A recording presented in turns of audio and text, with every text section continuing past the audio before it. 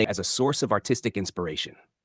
Since the beginning of human consciousness, nature has been more than just the environment in which we live. It has been a teacher, a mirror, and above all, a source of artistic inspiration.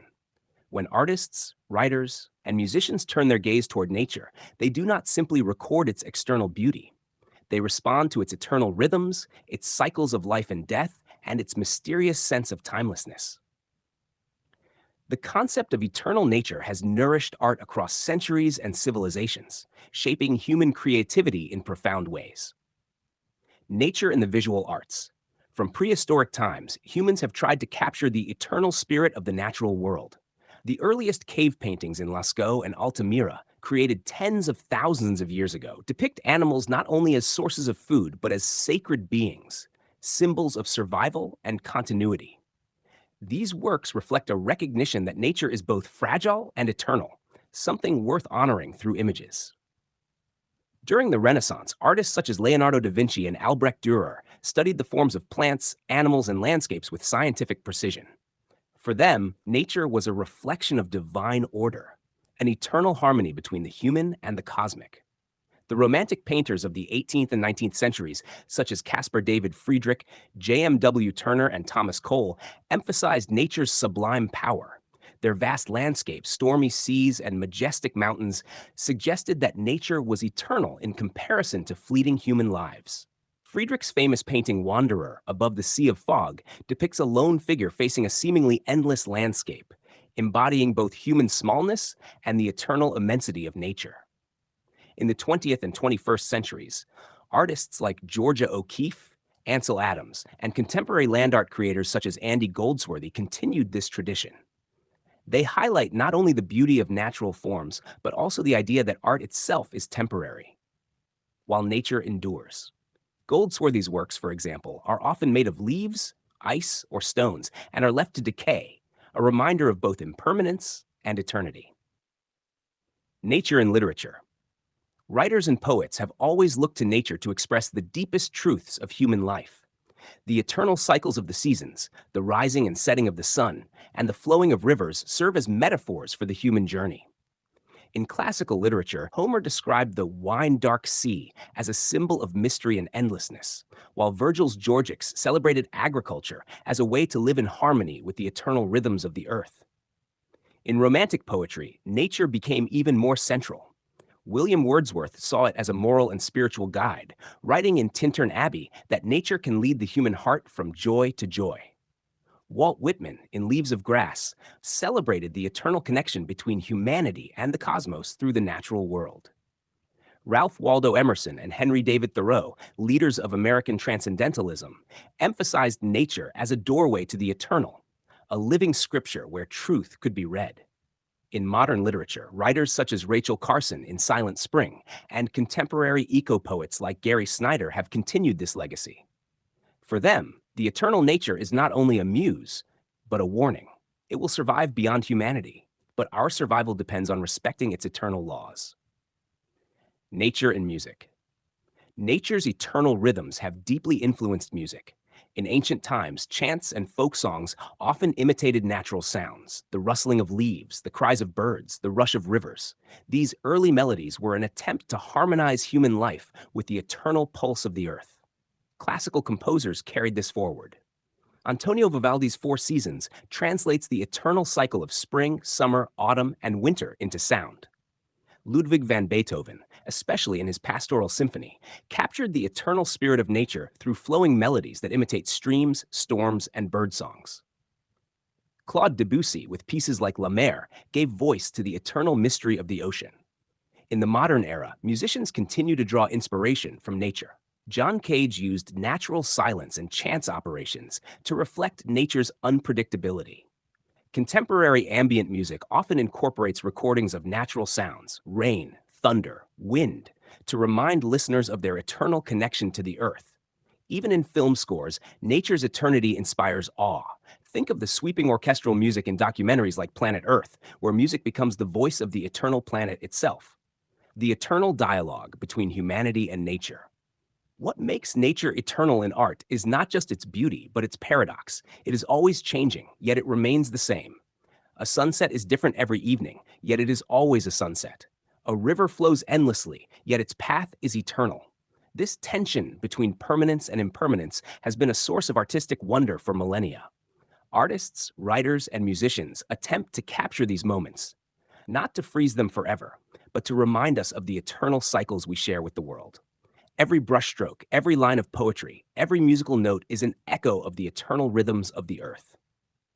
Eternal nature is more than a backdrop for human life. It is an ever-present force that inspires us to create, to imagine, and to dream. Across time and culture, from ancient cave paintings to modern symphonies, nature has remained humanity's most enduring muse. Through art, literature, and music, we do not simply imitate nature. We enter into a dialogue with it. We learn from its cycles, we mirror its beauty, and we seek to capture its eternal essence. And though human creations may fade, the inspiration drawn from nature's eternal presence ensures that the conversation continues, an unbroken thread linking past, present, and future. Echoes and modern resonances. While eternal nature has always been a muse for painters, poets, and musicians, its influence goes beyond isolated works of art. Across civilizations and centuries, cultures have shaped their creative visions around the idea of a nature that transcends time, eternal, cyclical, and divine. Eternal nature in world cultures. Ancient civilizations. In Egypt, the annual flooding of the Nile was not simply a natural event, but a sacred rhythm. Artists painted lotus flowers, papyrus reeds, and sun disks to express the eternal balance between life, death, and rebirth. The pyramids themselves, aligned with stars in the path of the sun, reflect a belief that human art could mirror the eternal order of the cosmos. In India, eternal nature has long been embedded in religious and artistic traditions. The sacred river Ganges, the Himalayas, and the cycles of monsoon rains appear in poetry, sculpture, and classical music. The eternal rhythm of samsara, the cycle of birth, death, and rebirth, finds its echoes in artistic expressions that flow endlessly, like ragas that unfold without end. In East Asia, Chinese landscape painting, shan shui, embodies eternal nature not as a realistic image, but as a spiritual essence. Vast mountains, flowing rivers, and misty skies remind viewers of the eternal Tao, the way of nature. Japanese haiku poets like Basho captured the fleeting moment, mono no aware, as a reflection of eternal beauty. A frog leaping into a pond, a cherry blossom falling, a snowflake melting. Indigenous traditions. For many indigenous peoples across the Americas, Africa, and Oceania, eternal nature is not a symbol, but a living relative. Rock carvings, totem poles, chants, and dances do not represent nature. They are acts of communication with it. Eternal cycles of hunting, planting, and celestial events are woven into their art as testimony that humanity is part of a larger, unending story. Eternal nature in modern and contemporary art. As humanity entered the modern age, the eternal presence of nature continued to inspire new forms of creativity. Impressionist painters like Monet and Renoir sought to capture fleeting natural light, yet in doing so revealed the eternal dance of seasons and hours. Monet's water lilies, painted hundreds of times, were his attempt to capture the eternal in the ever-changing. Romantic and symbolist poets such as Shelley or Mallarmé gazed upon the stars and seas as metaphors for eternity itself, using words to bridge human emotion with cosmic permanence. Contemporary land art directly engages with eternal nature. Works by Robert Smithson, Spiral Jetty, or Andy Goldsworthy use natural materials, stone, wood, leaves, not to defy time but to surrender to it. These works decay, dissolve, or vanish, leaving behind only memory and documentation. In this way, the art accepts the eternal cycles of growth and decay. Eternal nature in modern music. Even in music today, nature's eternity remains a core influence. Film scores inspired by nature, such as those in The Lion King, Avatar, or Interstellar, blend orchestral sound with natural imagery to remind us of our cosmic place. World music traditions, from Native American flute songs to African drum rhythms, continue to echo eternal natural cycles, day and night, rain and drought, planting and harvest. Electronic and ambient music now incorporates recordings of forests, oceans, and storms, blending technology with timeless sounds to create a new dialogue between eternal nature and human invention. Philosophy and the eternal nature of art. Philosophers, too, have recognized eternal nature as the foundation of artistic inspiration. The Greek philosopher Heraclitus declared that nature loves to hide. meaning that its eternal truth is always present but never fully revealed. Artists, in seeking to represent nature, are always chasing this hidden essence. Nietzsche celebrated the eternal return, the idea that life repeats endlessly, which has inspired countless writers and musicians to explore cyclical themes in their works.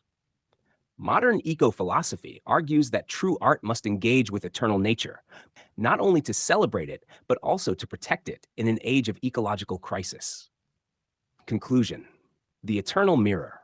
Eternal nature is not just an influence on art, it is a mirror of our deepest longings. Every brushstroke of a painter, every verse of a poet, every chord of a musician is, at its heart, an attempt to answer the same timeless question: how do we live in harmony with something greater than ourselves? Whether in the lotus of an Egyptian fresco, the haiku of a Japanese poet, the storm symphonies of Beethoven, or the fragile leaf sculptures of Goldsworthy, eternal nature whispers the same truth. It outlives us, yet it includes us. Art, then, becomes not only a celebration of eternal nature, but also a way to ensure that, through human creativity, its eternal voice continues to echo across time.